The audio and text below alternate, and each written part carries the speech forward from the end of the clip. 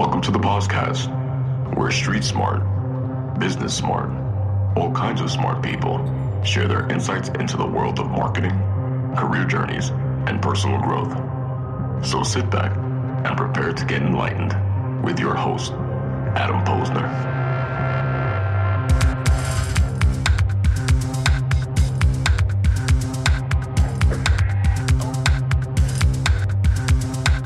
Hey, everybody, and welcome back to the podcast, where I bring you the best and brightest from the world of business, marketing, and personal growth to help you harness your inner tenacity and drive your career forward.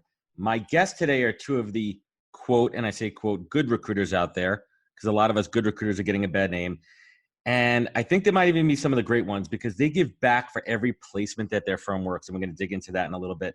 Rebecca Oppenheim and Gail Buck are the co-founders of Next Op Search, a women-owned B Corp certified recruiting agency built on the one-for-one model. And that means for every candidate hired, they donate career coaching services to a survivor of domestic violence working towards financial independence. This is awesome. And with over 20 years of combined experience in executive recruiting, they partner with companies from early stage development startups to Fortune 500 companies with a focus on building diverse and inclusive teams. They're passionate about connecting candidates with meaningful employment and want to empower the next generation of women while doing it. This is awesome. So Rebecca and I connected, I think it was a couple of weeks ago, and we talked shop, we exchanged war stories, and I knew I had to have her on the show today along with her co-founder, Gail, to share their journey. I think it's important that we really talk recruiter to recruiter. We talk about what's good in our industry. We talk about all the good things, but I also want to talk about some of the bad things that are, again, making us good recruiters look bad and what we could do about it. I'm super excited to have them on the show today. Gail and Rebecca, welcome to the podcast. Thank you. Thanks so much for having us. Thanks for having us. And awesome. For that generous intro. Yeah, I really do my best here. I my goal, like I do with my candidates, is to make them shine, and I absolutely love doing it. So why don't we start off and give my tribe a little bit of your origin stories. I don't know, Rebecca, if you want to do it together, a little bit each. I don't know, whoever wants to lead off. I can start off. So, Sure. I mean, Gail and I have been working together now, I think almost 6 years. And right away when we started working together, you know, as recruiters, we think we have this really valuable skill set that, of course, can help someone get their next position or a better quality of life, but also can really bring people out of maybe some deeper struggles that they're experiencing. It's always really been a mission of ours to really give that back. And so, you know, we took the time to really figure it out, stepped out on our own, created our own firm, and just launched the Hire One, Help One mission a little over a year ago now. Got our B Corp certification this year. And like you mentioned in the intro, you know, it's one for one. So every placement on the for-profit side directly donates career coaching services to a survivor of domestic violence that's working towards financial independence. And that's incredible. Gail, I'm always curious with recruiters. Were you always a recruiter, you know, coming out of school? How did you get into recruiting? Yeah, so I actually started my career in finance. I was in institutional equity sales and trading. And then I moved into recruiting in that space, and I did that for quite some time. And then as the market changed and evolved, I expanded my recruiting into other verticals, and I just love it. I mean, like Rebecca said, it's a unique set of skills that we really felt was going to be something we could use to help others. So, you know, we are conscious capitalists. We have a for-profit business, right. But we also we created this Hire One, Help One model because, you know, we wanted to give back in a way that's tangible. We have a ticker on our website. We wanted our clients and candidates to see, you know, the numbers going up. When we make a placement, our clients receive a certificate that says they directly impacted someone's life. And that's fantastic. Yeah. So let me ask you, how did that idea come about? You know, what was the impetus behind it? Well, I think what I just mentioned, we recognize this skill set in, you know, interview prepping and resume rewriting and understanding how to be strategic online with LinkedIn profiles and job boards, et cetera, could be really useful to people who are looking for financial independence. And one of the statistics that we uncovered that really was a catalyst for us is that 98% of victims of domestic violence are also victims of financial abuse. And so, when they do get through overcome all the hurdles that they have to overcome to get out of a bad situation, they're then faced with, okay, well, how do I support myself and often children at the same time? And so having the financial abuse be a part of their history makes that very difficult. And we work in conjunction with crisis centers because we're just a piece of the puzzle. There's a lot of things involved, but the employment piece of it is really useful when they're ready for it. And so we rely on those centers to curate clients who are ready for that next step. And that's what we're working with. That's incredible. And how many women have you helped to date? Rebecca, I don't know. What is our number to date? I have to check the website. Yeah, it has to be updated, but I know it's over 60 now. Wow, that's fantastic. And we think about it too. Victims of domestic abuse, they're dealing with so much on their end that they're not focused on their career, and that's what's most important because they need to have that financial stability, and they don't have access to the training and the skill sets. What you're doing is incredible, and I think it's totally fine that it's for profit. I mean, this is a capitalistic society. I mean, we all got into recruiting for a reason, and I talk about it all the time. Before I got into recruiting, and Rebecca, I shared my story with you previously, but Gail, before recruiting, I spent 15 years working in advertising and marketing. And then I kind of had a career epiphany where I was done. I had a major failure in my life. And it was a time for me to look inside and look at my strengths and what I want to do, which, pushed me into recruiting. It's so funny. I completely lost my thought. That's crazy. It's been a long day. Well, I just want to comment on what you said. Wait, no, it is. It's been an insane day. Those moments in life where you have, whenever you hear someone tell a great story about their career path, it starts with like a major fail or an epic learn, and that's what brings you to something even better. It does, and it's incredible. And I've been doing literally. I've recorded like 6 podcasts this week. And I had a conversation earlier today with somebody I actually went to high school with, actually middle school. I've known him. His name is Eric Hewson, and we talked about mental health in the workplace, and we talked about burnout and how real that is. And sometimes we really forget the human aspect of it. But that's what I wanted to talk about. That before I got into recruiting, see how I went around on that one. Before I got into recruiting, before I went into recruiting, I was really, what was I doing? I was helping, a company's shareholders make a couple of extra cents. But until I got into recruiting, it's when I realized that I could actually help somebody change their future. Yeah. I could help them make an actual change and affect a human being versus a company. And I think that's really incredible. So let's talk a little bit about, the difference between good recruiters and bad recruiters. Rebecca, you've been around for a bit. You've seen this in the marketplace. Why are us good recruiters getting a bad name? Well, I think recruiting and the nature of the beast can be very transactional and money focused. And like you said, though, it is really, your products are people, right? It's a sales position, but you're dealing with people's lives. You're dealing with how they pay their mortgage and raise their kids and hours they spend at work and who they work for. And I honestly think it comes down to empathy. I think good recruiters have empathy. I think they can put 100% in the shoes of the person they're talking to. I think that they look through career gaps and are curious about why that exists. I think that they are catching themselves in judgments on it, and it's a daily basis. I mean, we have to make judgments in our, but the good ones are questioning those. Yeah, absolutely. And I think it's a fine line to walk, right? Because at the end of the day, the clients are the one who pays our bills. Right. And they're the ones that they want certain type of candidates. And I'm not talking about skin color or orientation or anything like that, but from a skill set perspective, right? And they also, it's hard when a client says, hey, listen, I don't want somebody, but it's out of work for 2 years. And then you have to go and explain to them, this person was out of work because they were caring for a sick relative. They had a child, whatever it is. And there's times also when, it's that balance between, how do I push that empathy level and which way does it goes? But you hit on an interesting point before that I want to dig into around bias.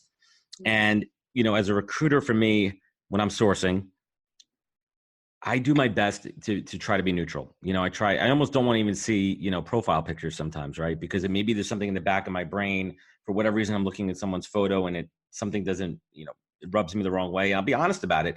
I think there's unconscious bias, right? So for those who don't know what that is, explain to everybody what unconscious bias is and how that's affecting the world of talent acquisition. I think the simplest way to list unconscious bias is, let's say you were walking onto a bus and there are 2 open seats and you're going to choose one that's next to one person and you don't even realize why you made that decision, right? Because we make, like I said, we make judgments every day in our life honestly, I think the basis is because of safety. But then when that comes into talent acquisition and recruiting, it can become dangerous, and those judgment calls become biased, and we have to be self-aware of what decisions we're making quickly. If we're looking at a resume for 6 seconds, which is the statistic that gets passed around all the time, right? Why did we pass on that candidate? Why didn't we pass on that candidate? And is that a fair judgment? And how can we bring it from the unconscious to the conscious and not do it again? Yeah, it's tough. It's tough. Gail, what do you think about this? Yeah, I was just going to add to that. I think Rebecca made a really good point, and I think the important thing is awareness, because we're not bots. So we all have our life path and our history that, Exactly. creates unconscious bias in our minds, and we can't control it. And it's not a bad thing. It is what it is. But I think being aware of it is really key in overcoming it.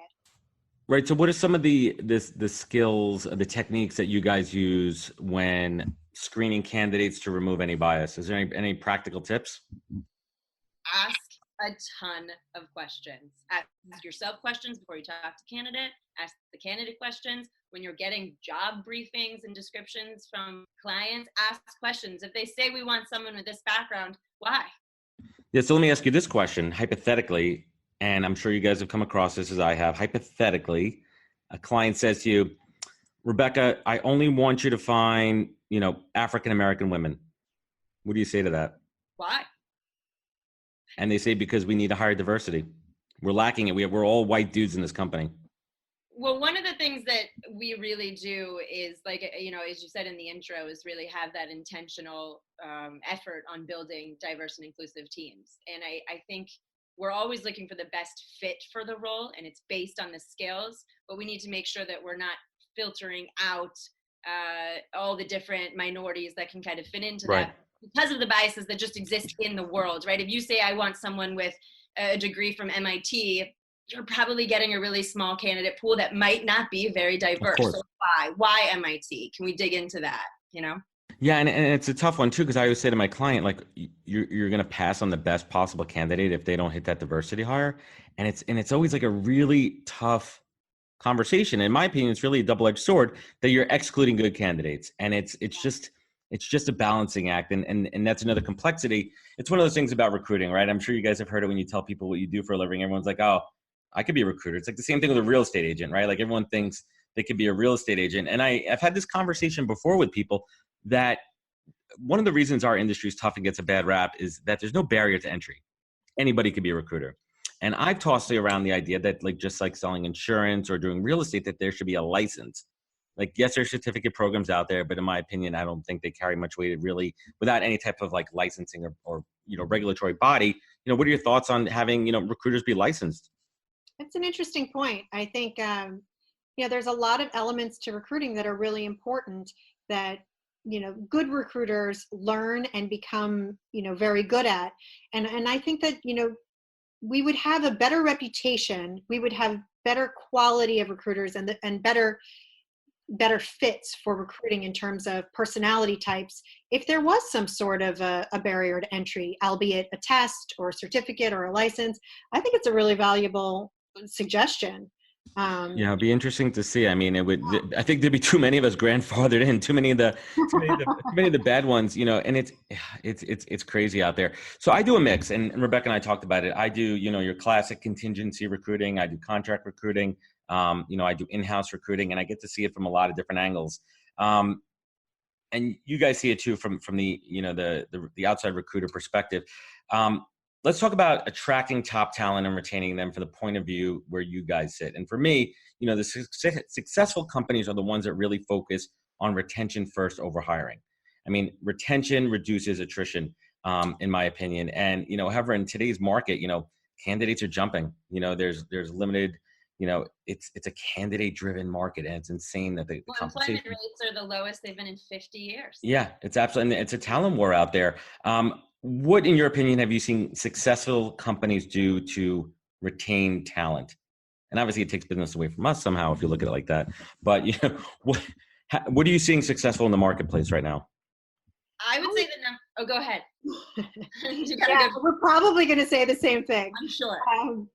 What we're noticing quite a bit is that candidates really care about a whole picture, a holistic view of the company. And so they want to know, well, they're not interested in the coffee bar or the happy hour. Beanbag chairs don't mean anything. Right. They want to know, what does this company stand for? Do they have a mission? Are they philanthropic? What is their, they want a holistic view of the company. And so we've found companies that have more to their, to their profile than just their revenue stream, to have more loyalty from their employees and have a higher employee retention, because people care. And so they feel that going to work isn't just about creating revenue, but they're a part of something bigger that's more important. Yeah. The culture. I'd say number one is the culture, which is intangible, right? It's not what you say, it's what you do. So it doesn't really matter what stories you've listed on your company website. All the pictures of the nice office space. It's important. If you work in there, it's important. Yeah, I mean, that's what people are looking at. That's their impression of the company. Of course, that matters. But the point is it's really what you do, right? Who's interviewing you? What's the interview process like? Of course. What are other people saying that work there? What is the existing turnover of the company? It's always a difficult question, right? Yeah. You find companies used to work there, because they'll always tell you what's happening. Yeah, it's like, that's what I say about Glassdoor too. Glassdoor is a crazy place, and I always go on the defensive with Glassdoor. I always say it literally is a clearinghouse of disgruntled employees. Yeah. Like the disproportionate amount of positive reviews, and I think it's important to have them because it's an anonymous place where people could really say, but there's also some defamation and some bashing there. So I always tell candidates, I'm like, just, with a grain of salt, like literally take it with a grain of salt. So I want to dig into some tactical recruiting questions, talk a little recruiting shop here. Gail, when you're talking to a candidate, what is, after your initial, pleasantries and everything, what is the first question you ask them? I would ask them what they're looking for in their next opportunity. What's their priority in making a move? Because I think it's really important for me to be conscious of that in matching them to the right opportunity. Is it compensation based? Is it culture based? Is it location based? What are they missing today that they want to find? It's motivation. It's motivation. Motivation, exactly. And it's interesting too. When I started in recruiting, I learned under a great veteran, a guy by the name of Tom Hull over at Onward Search, and Tom was recruiting before LinkedIn. They were using fax machines. Not trying to make you sound old, but back, without the technology, you really had to rely on your ingenuity, and you had to rely on your communication skills, and not just spraying and praying on LinkedIn, which is incredible. And he taught me the first thing you need to figure out is the motivation. Because the motivation is going to be critical at the end when you're closing the candidate. So you remind them, here's the offer. Hopefully the number's good in and checks the box there. But let's go back and talk about why initially you were looking to leave your job. Right. What don't you like about it? And I think that's so important too, because I think unfortunately what a lot of recruiters are taught or do, or I don't know where it stems from, but you have a job opening that you're trying to fill, and you're trying to squish the person that you're talking to into that job opening, rather than finding out what that person wants, and then later figuring it out if they're a good fit for that opportunity. You gotta flip it. Yeah. Yeah. That's part of what makes a recruiter good at their job. Mm-hmm. Yeah. Being honest too. I remember it was a couple months into recruiting for me, and it was kind of that, Rebecca, going back to the empathy thing, I had a candidate, and I felt, looking back on it, that I was maybe being a little bit pushy. It's like when I started recruiting, and I had that moment where I'm like, what the hell am I doing? This candidate is not right for this job. And all I was thinking about was that end goal, that commission number. And I took a step back and I had a conversation with myself. And I was like, in my heart, this candidate won't be happy.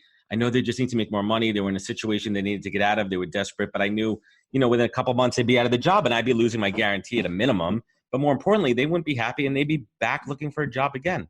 Everyone loses. You lose because you rip someone out of a job and now they don't have a job. The employer loses because they've just lost money and time filling a job with someone isn't a good fit. And the person who's no longer it's never a good situation. It's a nightmare. And it's crazy. And it can all be solved if you just put the person first. Exactly. And that's another piece I talk about too with everybody. The ultimate recruiting is one of the few professions where it's the ultimate X factor. It's that human X factor. You could lead a horse to water. You could lead them down the path. You could put the offer in front of them. You could literally walk them to the door on the first day, but things always happen. In fact, I had a story last week. I'm not going to mention any names, but I had a candidate that turned down the first offer. And then they came back and said, no, we reconsidered it. And she accepted the second offer. She accepted the second offer. And then a day before they were about to start, called and said they were moving. Oh. And I was like, part of me was like, what the F? Like, come on, like you didn't know this till the day before. Right. And then the other part of me was like, you know what? They're still a human being. And maybe this opportunity came up real quick and they had to make a family decision. Gail, with leaving names out of it, like tell us a quick, crazy, like off the top of your head, one of the most insane recruiting stories. I mean, I think that like we're like cops and paramedics and firefighters. We have crazy stories. Oh Like, gosh. tell us a good one. It gives Rebecca a minute to think about it.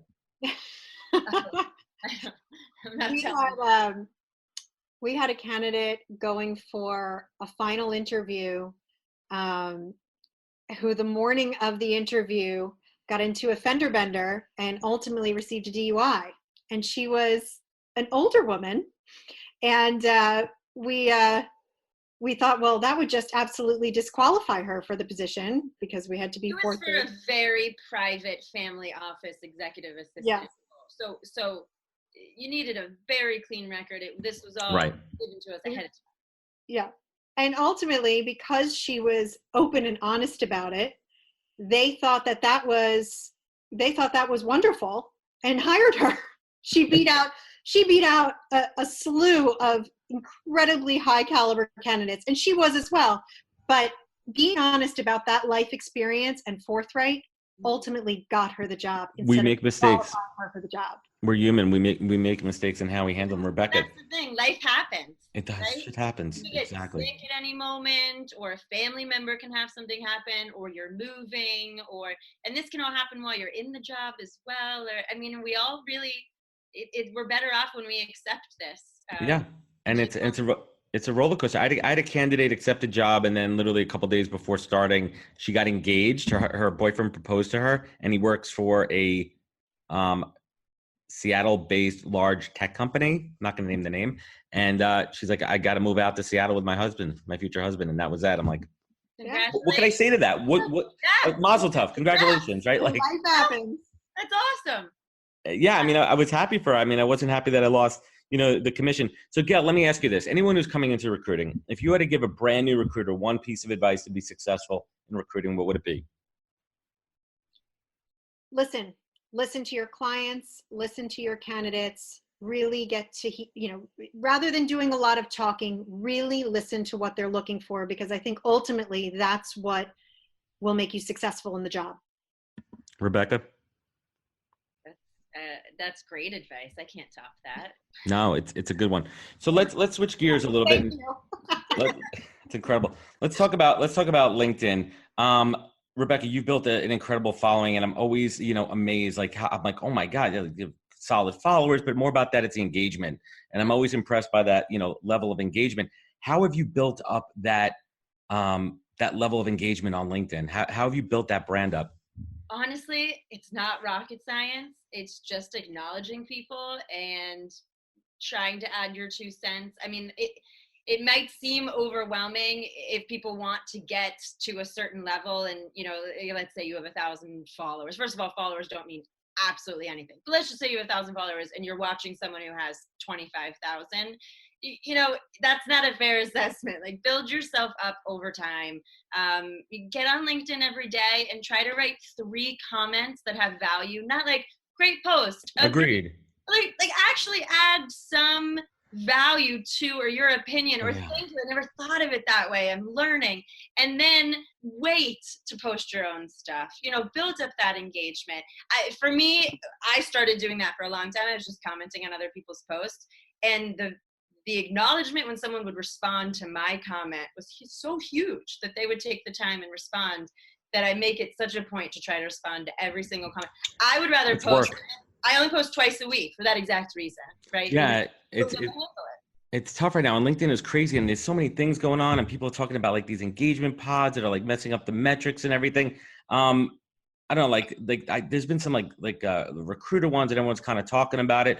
What are your thoughts on engagement pods? Because people talk about it all the time in the recruitment world. Like, it's insane. I don't know what to take of it. Like, I see both sides of it, but like, to me, it's about authentic. It's not necessary by any means. It's just finding another tribe, right? It's like a family you're thrown in with that you're going to support each other. And that's for some people and it's not for other people. And you can naturally join. I'm in chat groups where it's not a pod, And sometimes we'll post content in there because we really enjoy each other's content, and we honestly like to pat each other on the back and encourage our posts to reach more people. And so that's more of what it is. And also when you message with people, LinkedIn notices. They say, oh, these two people have a relationship. I'm going to show to each other in the feed, because LinkedIn's goal, which you always have to remind yourself, is they want to keep you on the platform. Exactly. Like that's how they show you stuff in your feed that they think you like. Yeah, and I think just the problem, and I'll close on this one. I think the problem is, like, there's two types of pods. There's the genuine ones where it's people of similar mindset and they're really encouraging people, and the ones that get a bad rap are the ones where like people are being like forced or bullied to comment and engage, which I think, is absolutely awful. And I think it's just about, keeping your head, on a swivel and, interacting with the right people there. So people will always try to find hacks on any platform. Of course. Live. Shortcuts and put in the work. And ultimately authenticity will always rise to the top on any platform and anything in life. So I think no one really has to be concerned about that. So Gail, let me ask you this: outside of recruiting, just in life, what is the single best piece of advice that you've ever received? Wow. Oh God. It's a big one. I ask it a lot. And if people listen to the podcast, it's coming, and there's a couple more coming that I always ask. So when I moved to California in my 20s. And I went out there by myself, just to start fresh and just, try to live outside my comfort zone. I grew up in New York. I went to school nearby. I always had, friends, school to school, even college. I went with 8 people that I knew. And so I moved to California. I didn't know a soul. And I called my mom about a week after living there. And I said, I think I overestimated myself. I don't think I can do this. I'm so lonely, and I don't know if I'll meet people that are like me out here. And my mom just said, be your authentic self, and you'll always attract your own kind. And I've just found that to be a really good piece of advice in life. I love it. Rebecca, what about you? You always ask me second, and then I have to top what Gail says. What is the best piece of advice I've ever been given? I would think, I hate to say it, don't give up, really. Don't quit. There really is a point where honestly giving up is a good idea. So that's why I kind of hate to say it, but then pivot. Like I always I watched my mom recreate herself and kind of reinvent her careers all throughout life. She's had a number of different professions. And as a child, I never thought anything of it. But now that I've seen myself do it multiple times, it's possible, and you create your own work. So, don't give up on basically creating your own opportunities. Yeah, I absolutely love it. And so Rebecca, I'll lead off with you. So 2 questions that I ask every guest, on the podcast. Rebecca, what is something that you do better than anyone in this world? What is something that you have ingrained into your soul? What is your superpower? Oh my gosh. I don't know. I guess, something that I really enjoy doing, a passion of mine, is honestly connecting with other people. I don't think that I do it better than anyone else. I think there are a lot of people that are great at it, but I enjoy it, and I get a kick out of meeting people I've never met before and finding common ground and learning their story. And I think that's why I like recruiting so much as well. That's fantastic. Gail?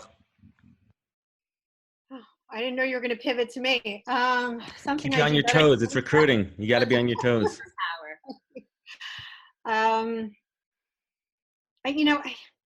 hate to say something similar to what Rebecca said, but I'm also really passionate about connecting and putting people together. And, even in recruiting. Matchmaker. Well, that's why we do what we do. Even in recruiting, there's so many times, and Rebecca and I both do this, where we'll just we'll make introductions that won't garner a fee, just because we know these 2 people belong together and they'll benefit from the relationship. And we believe in karma. It'll come back to us at some point. So I was right about to say that it's connection, karma. And, this question's for both of you guys. And for me, I always ask, what is your North Star? What do you look to when things are not going well? What do you look to pull you up when you're having a bad day, a bad week? You just lost a candidate, you just lost a client, and you're like, I need something to pull me up. And the other side of that, when things are going great and you want to show gratitude and appreciation for life and everything that's good, what do you look to, Rebecca? What's your North Star? Well, I can say hands down, since we launched this mission of Hire One, Help One, it gets me up in the morning. It doesn't matter how great the day is, how bad the day is. It is 100% my North Star. Gail and I are more determined than ever to build a profitable recruiting company in order to sustain the mission. Love it. Yeah, it's really, it's been such an inspiration to us, the work, to be honest. It's fantastic. You guys are doing great work. Gail, I assume the same. You have a different North Star?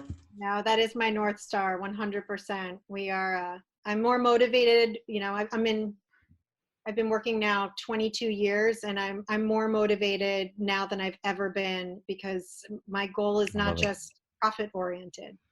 That's fantastic, ladies.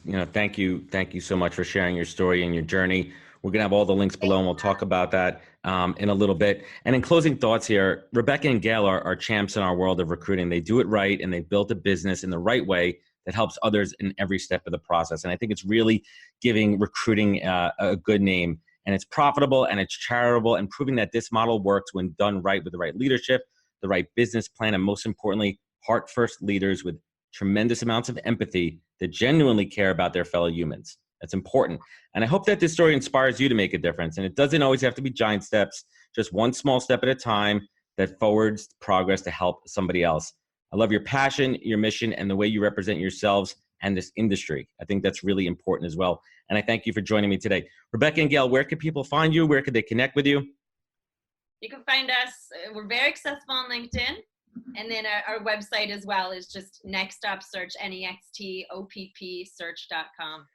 And if you didn't catch it, I will have all the links below when this podcast airs. Rebecca, Gail, thank you so much for joining me today. I certainly appreciate it. Thanks for having us. Awesome. Good stuff. And for everyone listening at home, thank you for joining us on the podcast. Please follow us on all the social media channels. Click, link, subscribe, network, and most importantly, and I think Gail and Rebecca would attest to this, take your online relationships offline. Connect, make it happen. And thank you for joining us, and catch us next week for another amazing episode of the podcast. Wisdom is forever, but for us, it's time to go. Thank you for joining us. Luckily, we'll be back with our next episode jam-packed with more incredible humans. For more info, please visit www.nhptalentgroup.com.